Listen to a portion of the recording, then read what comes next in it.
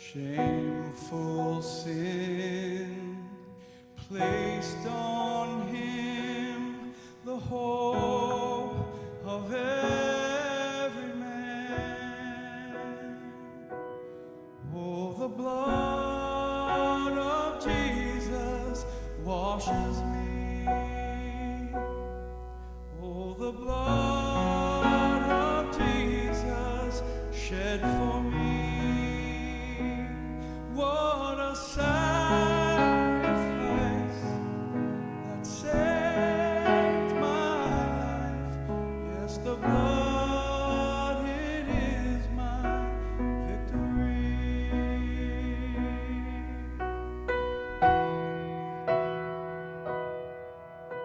Savior, Son, Holy One, slain so I can live.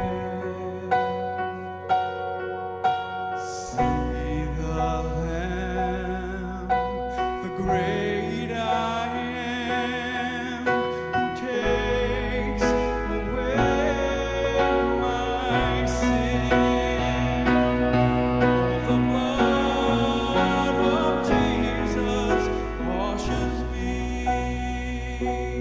Oh, the blood of Jesus shed for me. What a sacrifice that saved my life. Yes, the blood, it is my victory. Oh, the blood of the Lamb. Oh, the blood of the Lamb. Oh,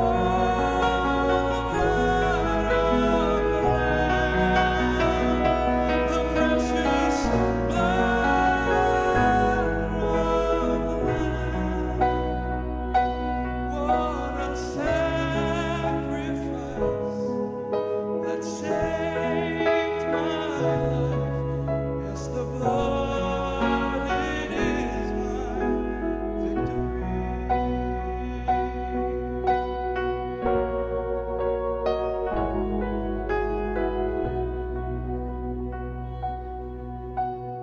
Oh, what love, no greater love.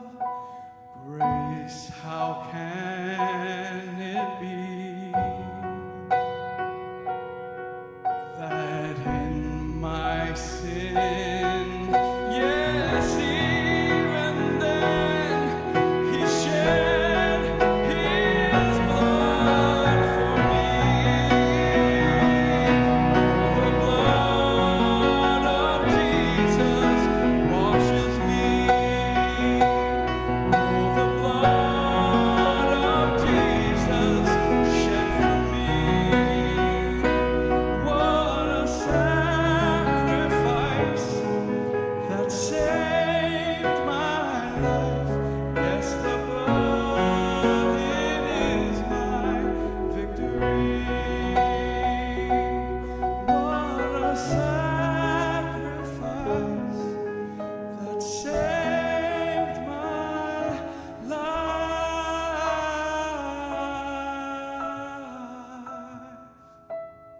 Yes, the blood, it is my victory.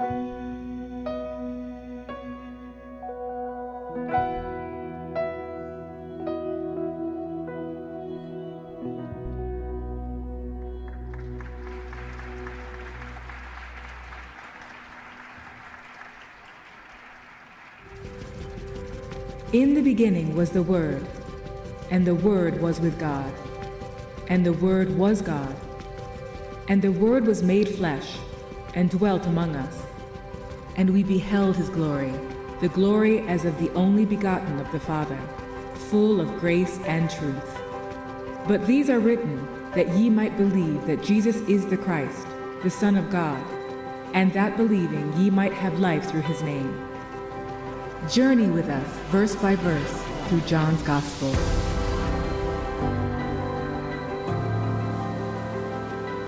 Well, one of the main news stories this week, and a couple times this week jumped on to try to find some news, and I couldn't find any on the cable news channels because they were airing a divorce trial of one of Hollywood's most famous, most wealthy, most successful, elite power couples. And I'm like, what in the world? Like, the whole world's on fire and wars and all this, and we got to watch a divorce this week. It was sad and kind of sick and strange all at the same time. Maybe you didn't see it, maybe you did. Probably the less you saw of it, the better. But I was struck by the fact that our world celebrates the rise. Yay, look at all these people that are so successful and wealthy and opulence. And we celebrate the fall. Oh, it's so intriguing. Put it on the air all day. We want to hear about every punch that was thrown, every domestic abuse accusation. It's just weird, right? It reminded me of an interview I heard some years ago between Donald Miller, an author, and a man named Al Andrews. Al runs a counseling service, ministry maybe, he lives in Nashville, and he counsels only one group of people. He counsels successful recording artists. He said that's the only people we talk to, successful recording artists, and here's why. He says that every recording artist, their career has an ascent, an arc, and then a descent. And that's just the way it goes. It's built into the formula. The trajectory goes up, then they plateau, and then they come down. And he said, we counsel the artists because a lot of them don't know how to handle the ascent. A lot of them are perplexed by the arc, and a lot of them completely come undone by the descent. It hits them, catches them off guard. They're not ready for it. It's devastating. One of the principles he brings out in the interview is he teaches the artists to be gracious on the way up, maybe the word humble would be appropriate, and gracious on the way down. Grateful might be another word that fits in there. Gracious on the way up and gracious on the way down. Now, I bring you some news today that at first might sound heavy or discouraging, but hang with me because there's an upside, okay? And that is that it's not just a recording artist's career that goes up, plateaus, and comes down. It's actually your career too. And it's not just your career, it's actually your whole life. I'm actually glad you came to church. Actuality is everybody's life has an ascent, everybody's life has an arc, everybody's life has a descent. Found a blog post written by the CEO of Bridgewater and Associates. His name is Ray Dalio. It's entitled Your Life Journey. Ray, in the article, uses this graphic that I'm showing behind me. You can't read the words, they're too small. But he talks about the arc of everyone's life. And he does say everyone's arc is different, it's nuanced, it's individual. So the events on your arc are going to be different than someone else's in terms of the alignment.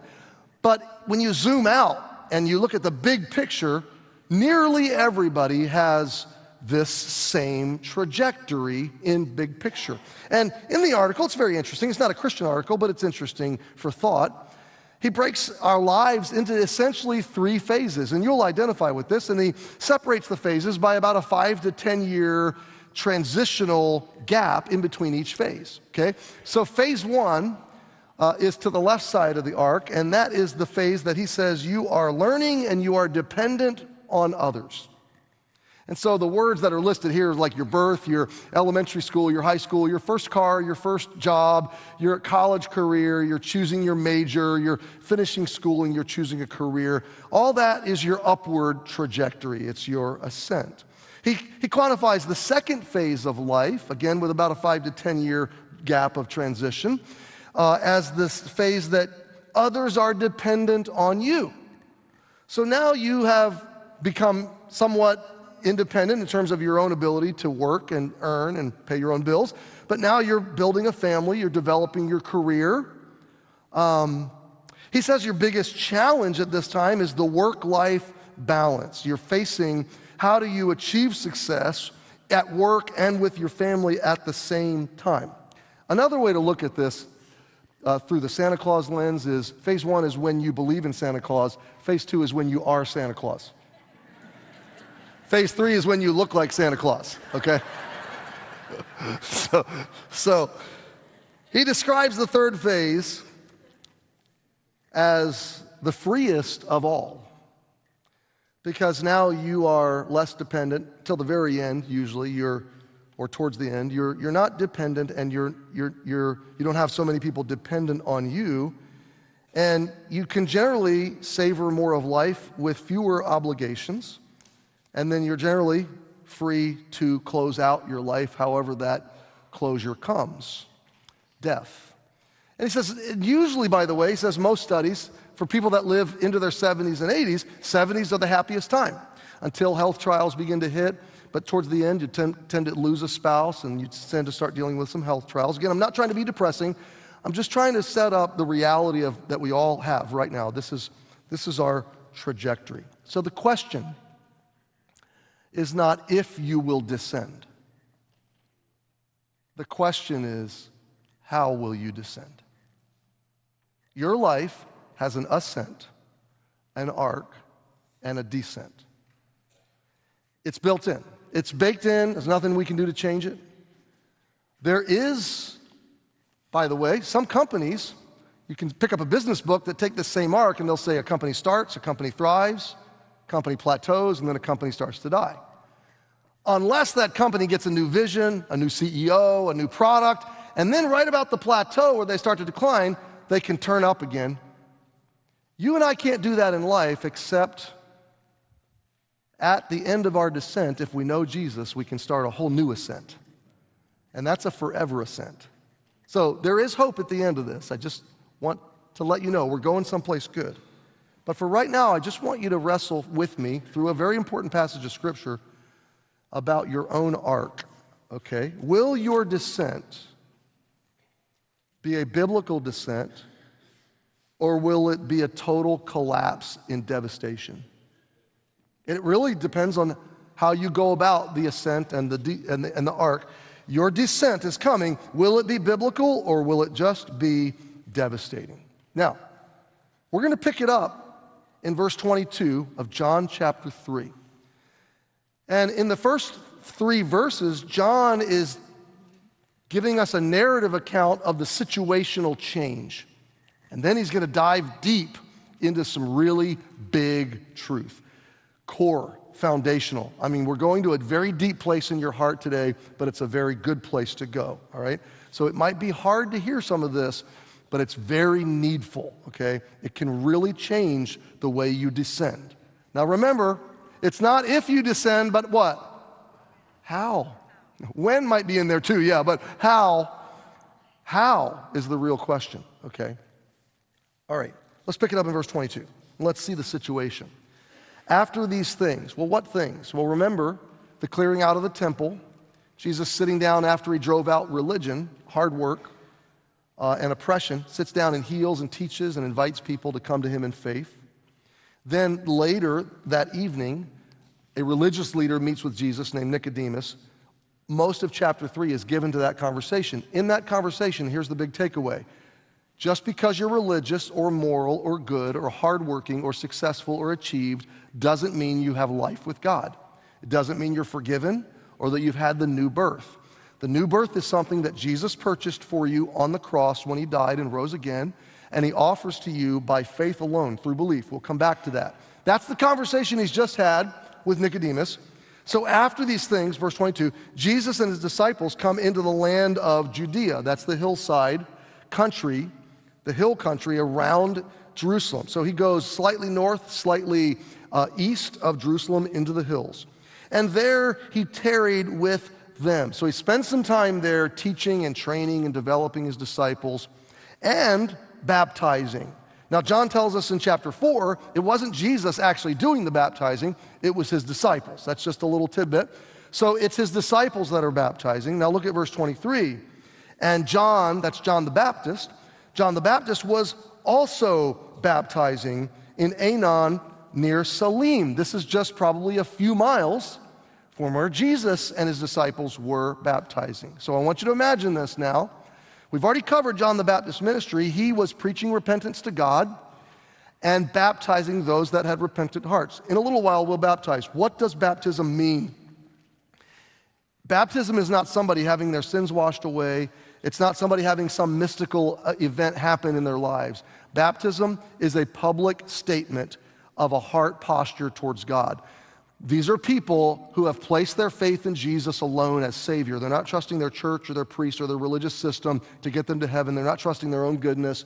They've placed their faith in Jesus.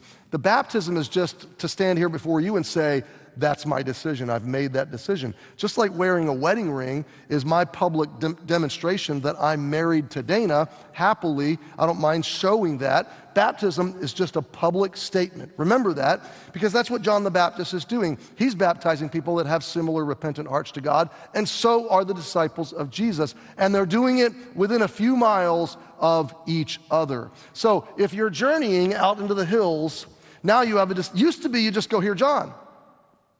Now you have a decision to make. Do I want to hear John today or do I want to hear Jesus today? What's the right answer? I couldn't hear what you guys said. Did you say Jesus? I hope you said Jesus. That in this day, that would have been the right answer, okay? If you have a choice between hearing a human speaker and God speak, you choose God, okay?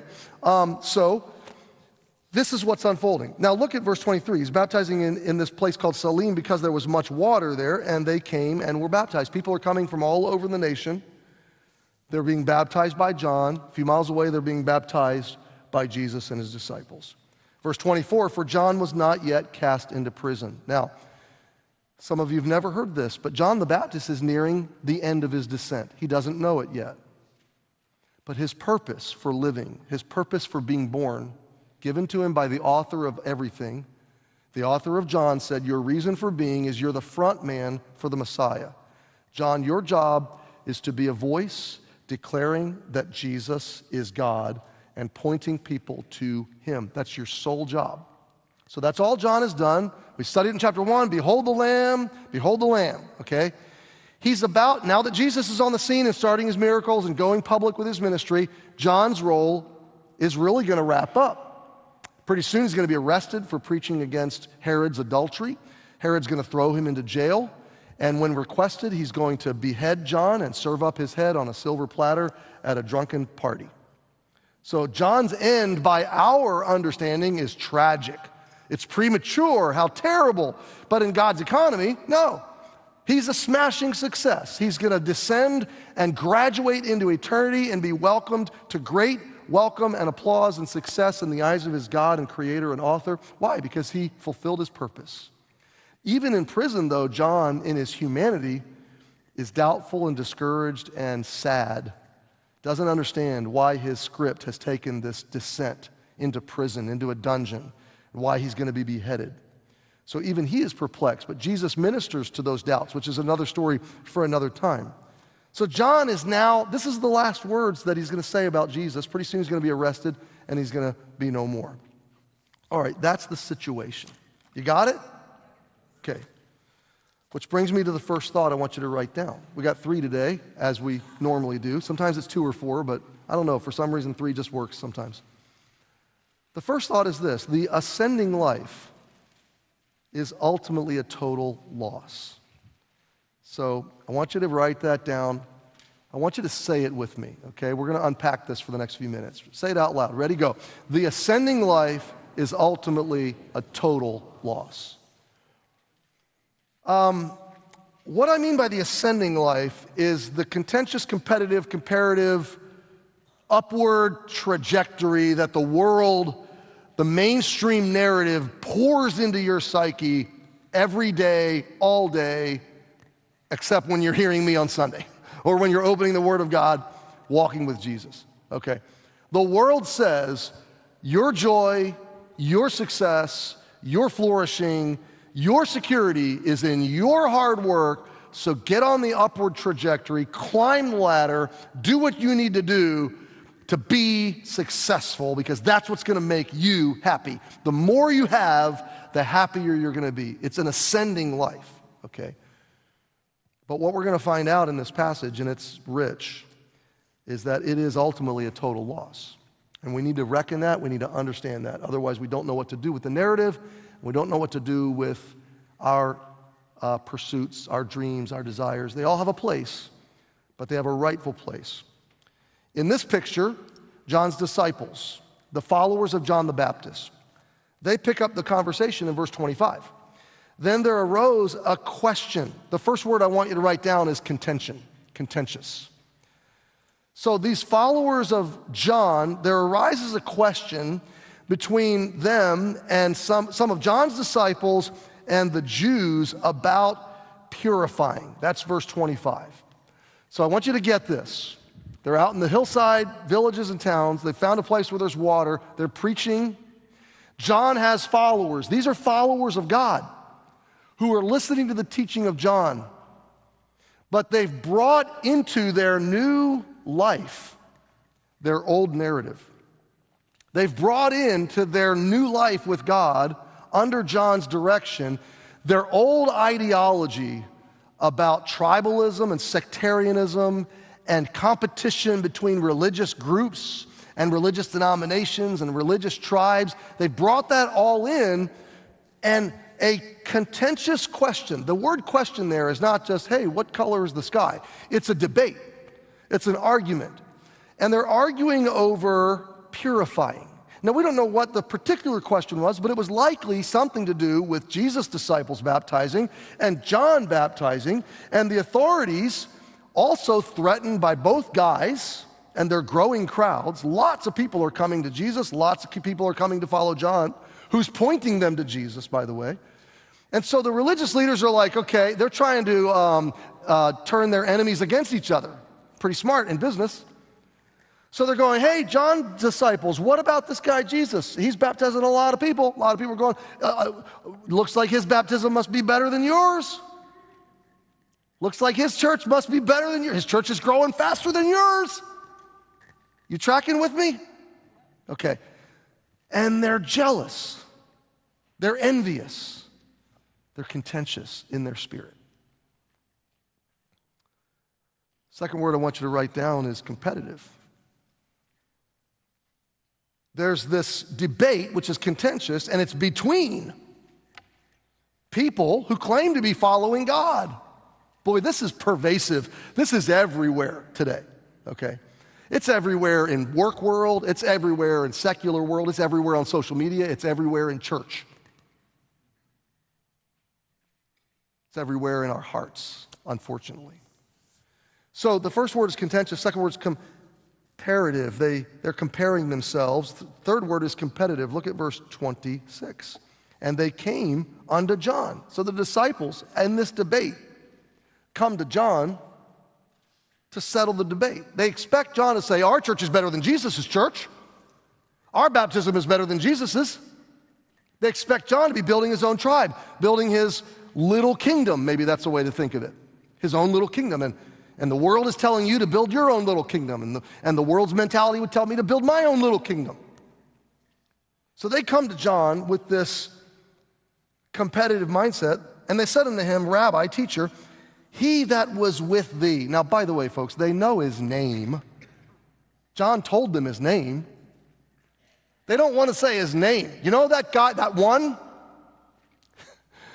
That guy that you pointed out to us, that one you witnessed of in Galilee or in Jordan, he that was with thee in Jordan, whom thou bearest witness, behold, the same baptizes. He's baptizing now. Didn't you sign a non-compete? Do you see how they're thinking? Their thinking is all wrong, okay? But the reason I'm driving into this is how we think if we're not, this is where our natural flesh, carnal being gravitates, because this is where the world has programmed us to gravitate. Are you ahead of the next guy? How do you compare to all of your neighbors, to all of the people you follow on social media? How do you measure up to everybody else? The ascending life is contentious, it's comparative, it's competitive. Now listen, I've already told you it's gonna fall, it's gonna descend, but when you're a victim of the ascending life, you're under a deep oppression that maybe you've never considered. Okay? And hearing this message and considering these realities and making some decisional choices on these realities can totally set you free. Because all of a sudden, you don't have to compare yourself to anybody. You don't have to measure up to anybody else. You don't have to scroll social media and be cynical about everybody that took a better vacation than you, that had a better job than you, that got a better raise than you, or a better bonus than you, or that had some life achievement that you didn't have. You can be free from all of that. Hey, listen, moms, you can be free from the super mom blogs. You know, you read those blogs of the perfect ladies, and you're like, how do they do it? Like, how do I measure up? You can be free from all of that comparison, from all of that cynicism, from all of that cross-examination of your own psyche up against the whole backdrop of everybody else's ideas of success. Because the ascending life is ultimately a total loss. It's driven by pride and jealousy and envy. It drives a lot of immaturity in our lives when we're comparing ourselves and competing amongst ourselves and contending for position in politics and other things amongst ourselves. The ascending achievement-based life is, in the end, a trap because it feeds on insatiable expectations and desires, and as soon as you achieve one desire, there's another one materializing. There's another carrot out there, and while you're eating this carrot, there's another carrot to get. There's another hill to climb. There's another achievement to get, and when you get to the top of the mountain of me, you are still empty. It's a bad, bad way to live life. My wife and I went to Sam's Club not long ago. We just love to go walk around Sam's Club and Costco. I just love to find stuff to eat. And I count my steps as I'm walking so I know how much I can eat because I've been walking around Costco for 2 hours. And no matter what, when you go to Costco to get one thing, buckle up. You're leaving, it's gonna be $150 no matter what. And you're gonna leave with 50 things. Or now anymore, it's about 10 things that cost about $150. But we walk in and there's a bounce house. You know how they set up all the stuff for spring and summer and you're like, oh, there's a bounce house. I'm talking about like the things you rent for birthday parties for little kids. There's a bounce house. I didn't think a second about it. I was just like, oh, that's cool, and I just kept walking. I'm looking for food. You can't eat a bounce house. So I didn't think anything about it, but I forget I live with Super Nana. So a couple days later, and Dana, she's slippery about stuff like this, man. She's just so chill about it, okay? I'm down in my basement study. I'm focused. I'm doing work. All of a sudden, I hear a sound.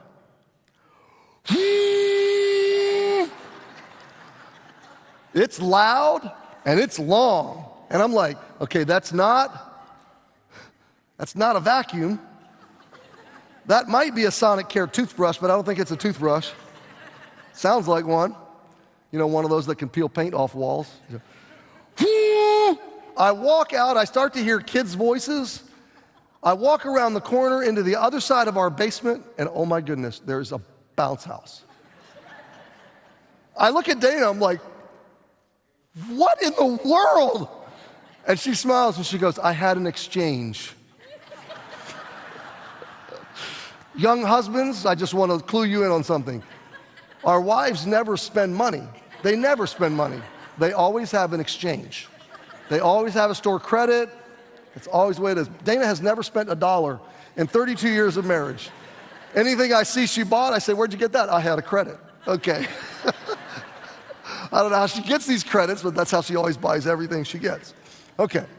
So anyway, we got the bounce house. Now, there's something about the bounce house you need to understand, okay? As long as the blower is on, the bounce house is good. It's fun, everything's great. But there's a problem, and that is the minute you turn the switch off, the bounce house goes.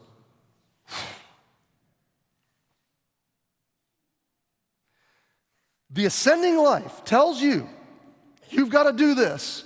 24/7 for the rest of your life.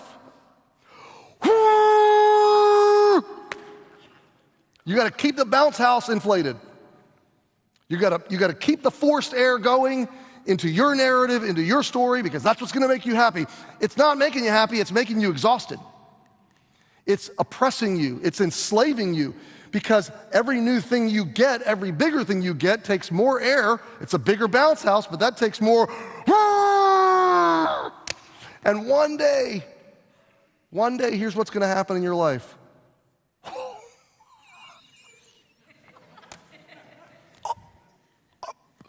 You're going to have no forced air left. This could be health, it could be physical capacity, it could be mental capacity. Some of you have already gotten that one. It could be something else. All of a sudden, the bounce house you've spent your whole life is going to go. Say, Pastor, this is depressing. It doesn't have to be, because there's an alternative to a bounce house life. I'm actually setting you free from eventual total devastation. If you build everything on the bounce house narrative, it's gonna collapse. It's gonna collapse. And that's what John is telling his followers. They're all built in. They're all invested into their kingdom. John's followers. And by the way, John was the greatest that ever lived. Jesus said that. But they're heavily invested. They're totally missing the mission of John, because they're worried about building the kingdom of John in competition with Jesus. It's so ironic.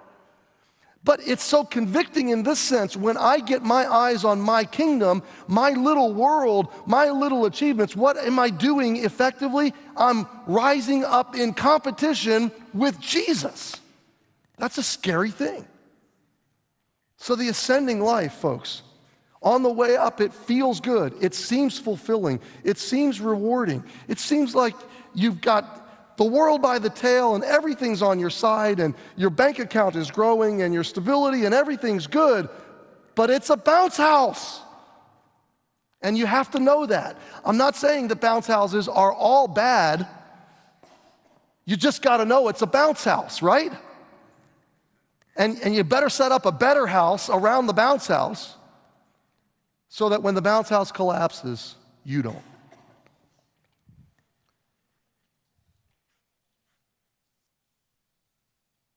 So that brings me to the second thought. You guys okay? I told you this is heavy. But isn't it kind of a good kind of heavy? Some of you don't agree. Okay, hang on. I'm not done. Okay. The second thought is this: the descending life is ultimately a total win. The descending life. Now, by descent, here's what I'm saying. We've already established you're gonna descend whether you want to or not. Okay? Nobody's physically gonna stay healthy, young, vital forever. Okay? You're not, in that sense, you're not infinite in your earthly being. Everyone's gonna descend. We said the question is not if, but how will you descend? And what John is gonna now describe in the rest of this passage is that there is a different kind of descent. There's a different kind of descent other than just a collapse, okay? There is a spiritual, there is a biblical, there is a descent that actually leads to a new ascent.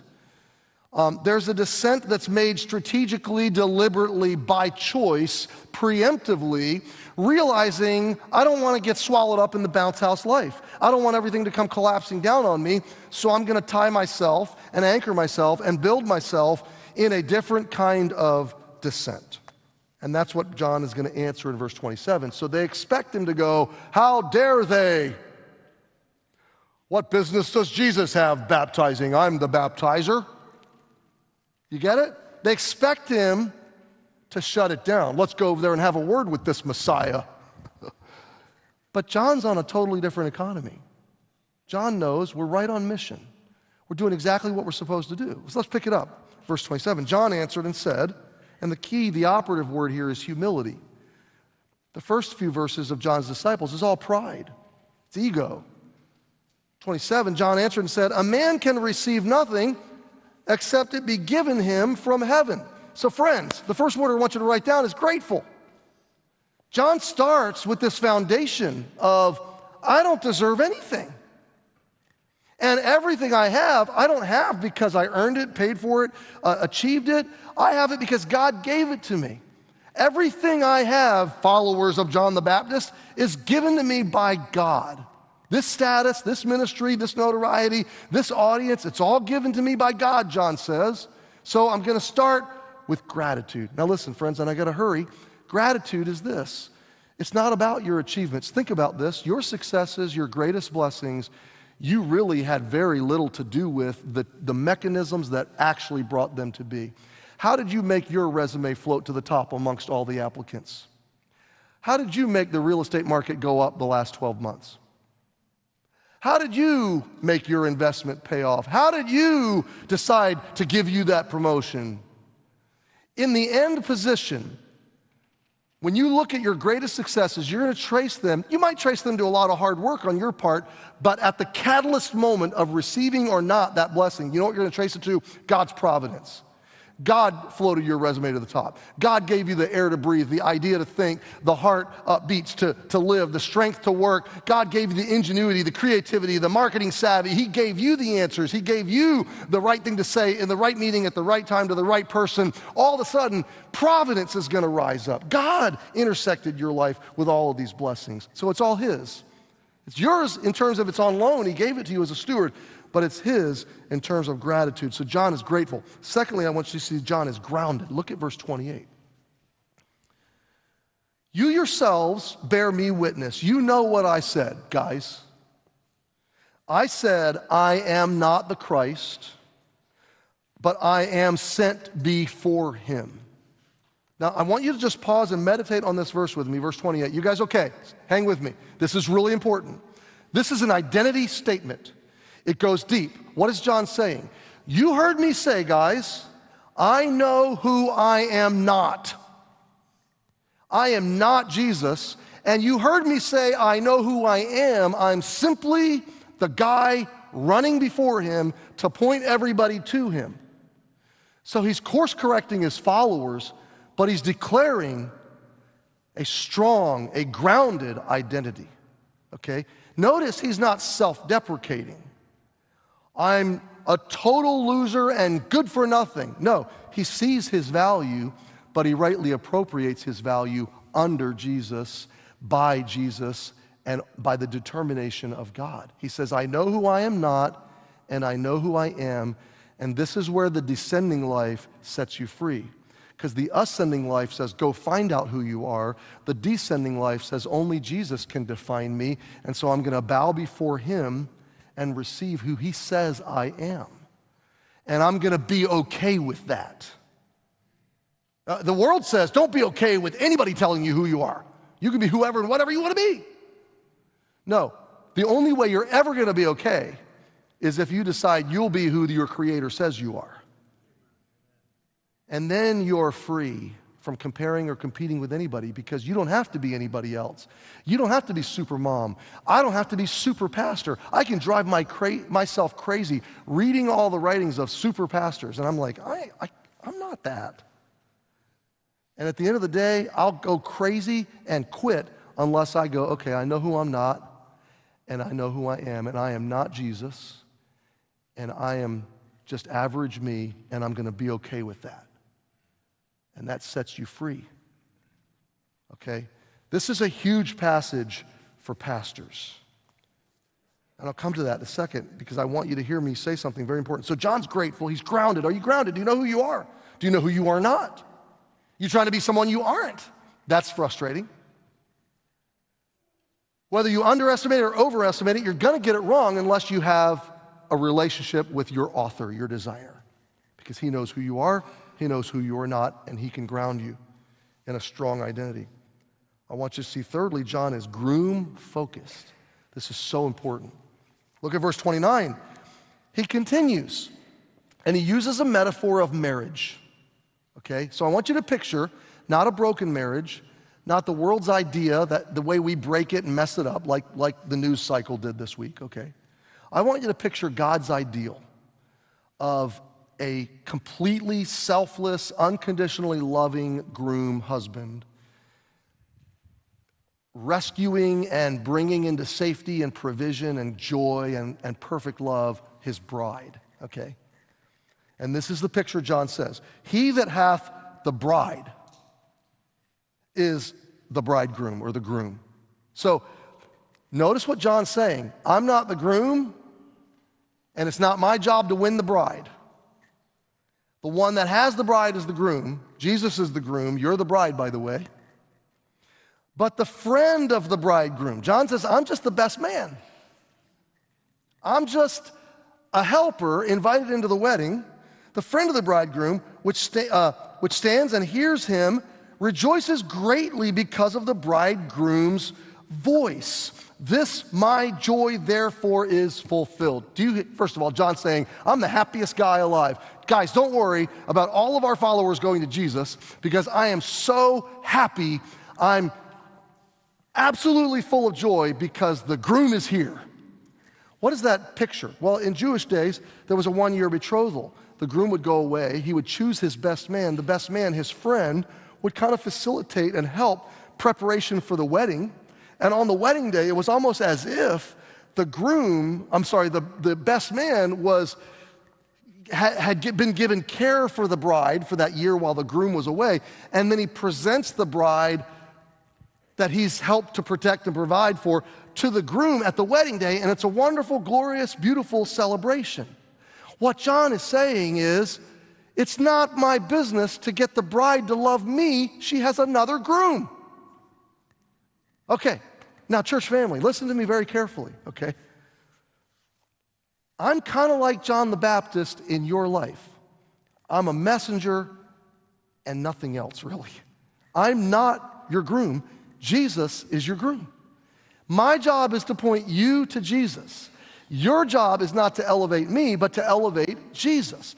Your job is not to see me as anything else but a struggling, growing Christian just like you, who you appointed to stand up and teach the Bible and lead the church as a lead pastor or senior pastor, and leave it there and then give all the glory and all the beauty and all the adulation and all the elevation to Jesus.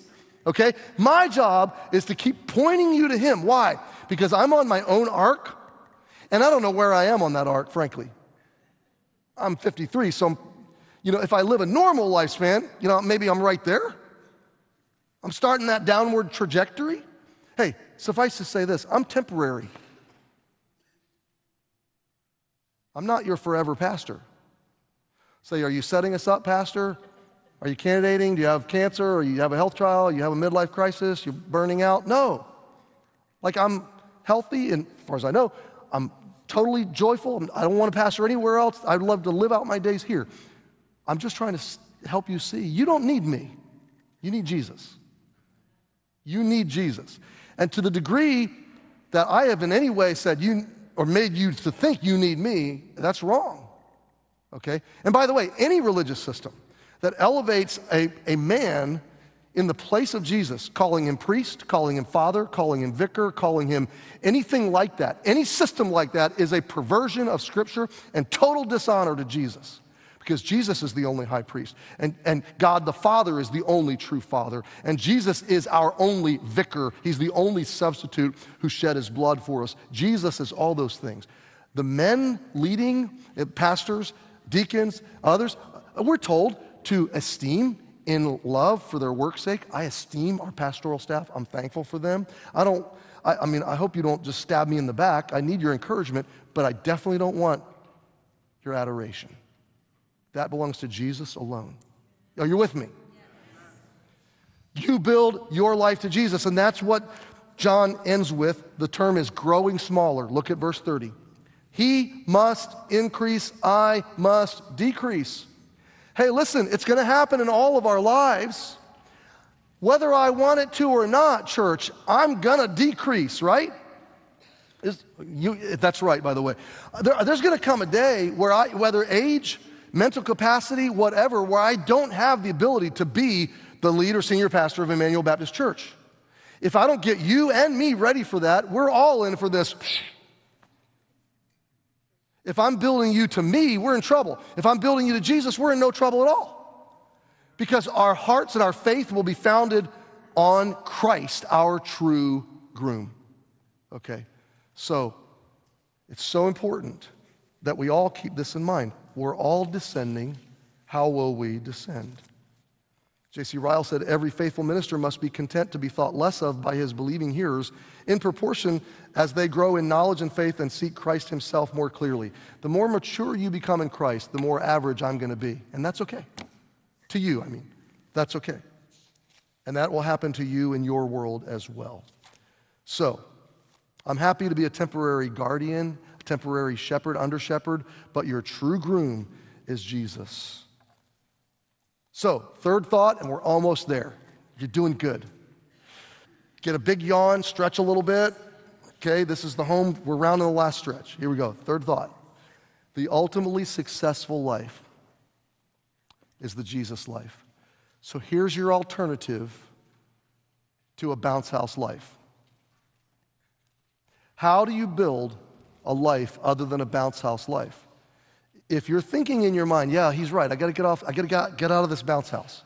And your thought solution is, I'm going to invest differently. I'm going to get a different career. I'm going to get a side job.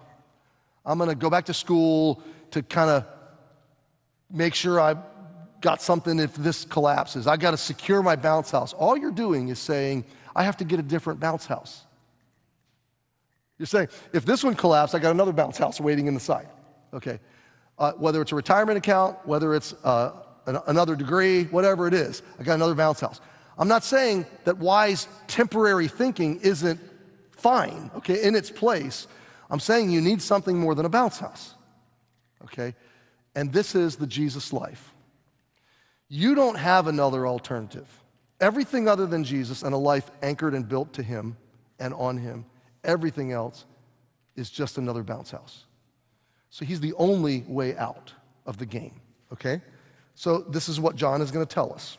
And he's going to now, in a few verses, break down who Jesus is. So he just said, I must decrease, he must increase, and now he's going to work through several phrases to increase Jesus.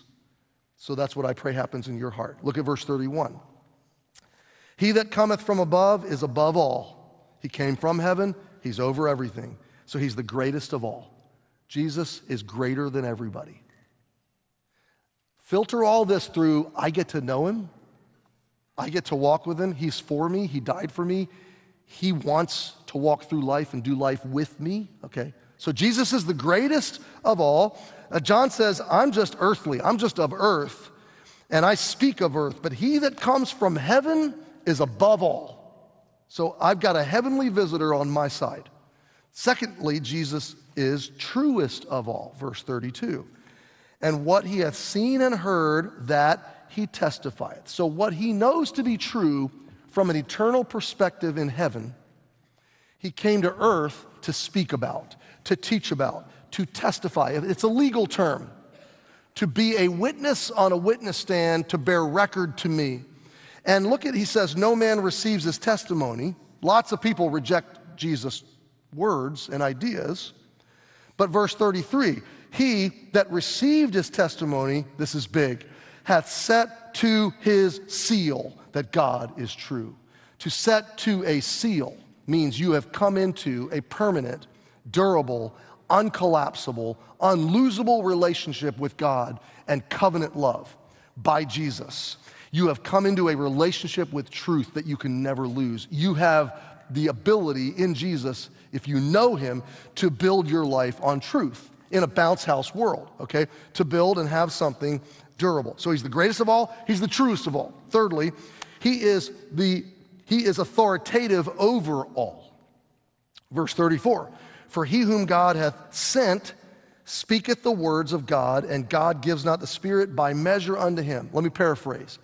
Everything he says is absolutely 100% true. There's no debating it.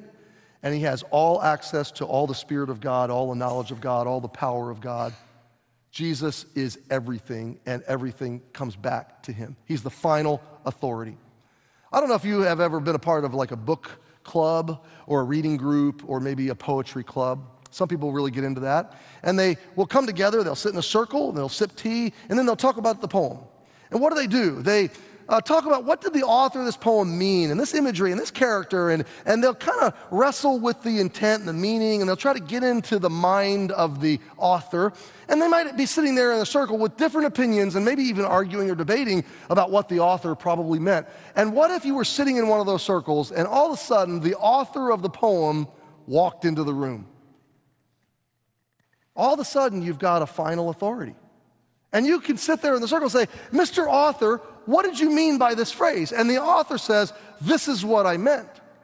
And what does that do? It ends the debate. Nobody in the circle can have a valid contrary opinion to the author because the author has spoken. So when we say Jesus is authority, that's what we're talking about. That's what John's talking about. He has the final word, and everything he says is true. And so once he speaks, the only right thing to do is to build your life on what he says. Jesus then is supreme over all. Look at verse 35. The Father loves the Son and has given all things into his hand. What is John saying? It's all going to end. We're all going to descend at the feet of Jesus. We're all going to go there because he is going to be preeminent over everything, over an eternal kingdom forever and ever and ever. I spent a lot of time in my young adult life in LA County, and there's an AM radio station in LA County. The traffic's horrible. It's kind of like New York. And people all over that region, millions and millions of people wake up in the morning to go commute to work, and sometimes the commute's an hour or two. And they turn on that AM station because they have traffic and weather every 6 or 7 minutes. And you know what they've got? They got guys in helicopters all over LA County, all over the intersections, all over the freeways, broadcasting updates from their view of what's going on. And people all over that region trust the voice of the guy in the helicopter. Why? Because he's got a better view than the guy in the car. When we say Jesus is overall, we mean to say he's got an authoritative and a comprehensive view of your life. He knows right where you are, and it just makes sense to trust him. It makes sense to trust his voice. And finally, Jesus is approachable and accessible by faith alone. Look at verse 36. We're almost done. One more story and you're there. You're going to lunch. You're going to lunch in just a minute. He that believeth on the Son. It's categorical. The way to the Jesus life is belief, faith. He that believeth on the Son hath everlasting life. There's your new ascent. You descend into death, and then you wake up and you have a forever ascent that never ends. In the arms of God, in the kingdom of Christ, Jesus as King of Kings, Savior, Lord, and friend. Everlasting life. He that believeth not shall not see life. It's just an air-bounced life. It's going to collapse, and the wrath of God abideth on him. Judgment, justice. God's passionate love against sin, against the sin in me. So I either have Jesus and I have life, or I don't have Jesus and I have judgment and justice. Now, some of you are into literature, and there's a famous Greek poet. His name is Homer. And he wrote about 800 BC or so. He wrote 2 famous epic poems called the Iliad and the Odyssey. In the Odyssey, Homer writes a story of a warrior sea captain named Odysseus. He's also called Ulysses. Odysseus is returning home from the Trojan War, in which he was a war hero. He's going to his homeland, his island of Ithaca. He and his shipmates are required on the journey to sail past a dangerous island, the island of the Sirens. The Sirens in the poem are mythical, monstrous, murdering creatures who disguise themselves as alluring mermaids, trying to tempt men to shore so they can devour them. So Odysseus has been warned on his journey by the goddess Circe to put wax in the ears of the men on the ship when they pass the island of the Sirens, so they can't hear the temptations of these monstrous creatures. But the But the goddess Circe also told him, if you would like to hear the sounds, the songs, the enchanting songs, and you don't want to put wax in your ears, at least have the men on your ship bind you so that you don't take the ship to shore, because you will certainly be devoured. So as they approach the island, Odysseus does as he's told. He puts wax in all the men's ears, but he does desire to hear the sirens and to live. And so he instructs his men to bind him to the mast of the ship, to loose him under no circumstances, no matter what, no matter how loudly he screams or fights or demands. So sure enough, as they passed the island, for the men who could not hear, the sirens seemed as nothing more than hungry, murderous monsters. But to Odysseus, who had gone mad and been driven totally insane by the enchanting songs of the sirens, they appeared beautiful and alluring. And he screamed and thrashed and fought and demanded that his men loose him and that they beach the ship so he could go ashore. Of course, they only bound him the tighter.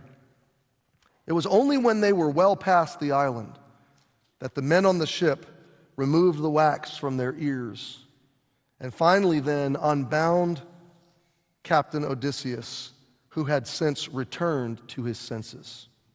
Now, my friend, anyone with any self-awareness looking at your past, you would have to admit this: you've had a lot of fits of insanity yourself.